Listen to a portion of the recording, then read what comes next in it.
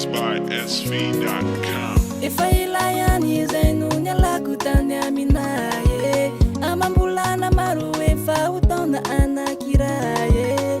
ande hitady vola fa ny fiainana tsy mora ade mafy mahazo aty zatokivina mijaly aty fa lasa lavitra ho aty matsiarotsiaro manginginy lavitrireo fianakaviny zatokivina misirizany fahorin fijaliny na misirizany fahorin fijaliny fa hoakiny ko amy ray indrarany any aory tsy mba mitady any ao ka tsy maintsy mbola hoavy any ao zatsokive zatsokive zatsokive zatsokive na mangidy ny fiainane ka any anareo ray aman-dreniko ka any anareo avako jiaby fa zaho tsy maintsy mba mikendry utafita fiainane ka any hoavy ilay fotoana mami fa lasa lavitra ho aty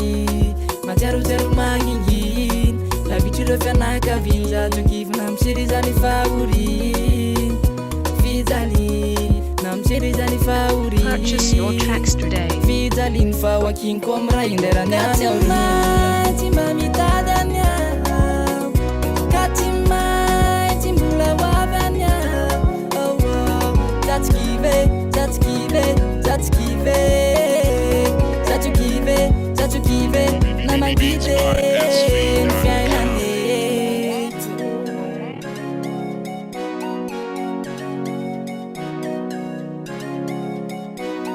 efa hita hoe fiainana tsy mora mila mba miketrika satria te anambola tsy mila kivikivina de mafy mahazo mba tihinana hena fefa leo le manga azo ka namora na ho sarotra iaretako zay vitan'ny hafa kosa ve de tsy ho vitako tsisy akoatrizay fa ho tafany antanjoko mba anapiko ny hafa sy tsinjovako ny hoafo ka na inona mitranga de manaika ezaka nivoatra fa tsy ny hoe ho taraika mila mieritreritra ny fiainana ny aoriny ka am'izay fotoana zay ahazo zay irina ka tsy maintsy mba mitady any ao